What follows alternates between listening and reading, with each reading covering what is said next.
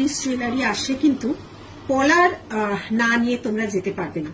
পলার এত ভেরিয়েশন করাই তোমাদের জন্য ভালো লাগবে কিন্তু বাধ্য। 4 রকম আবার পলা, এবার হচ্ছে চওড়া। প্রাইস, স্টার্টিং প্রাইস এটা 1350। দেখে নাও, এটা হচ্ছে জোড়া পাবে, কি সুন্দর ভাবে করা হয়েছে। দেখো এটা চওড়ার উপর যাচ্ছে, সবই গ্যারেন্টি পলিশ। যেগুলো নর্মাল পলিশ হয় না সেগুলো এত ভেরিয়েশন থাকে না। এই যাচ্ছে চওড়া পলা।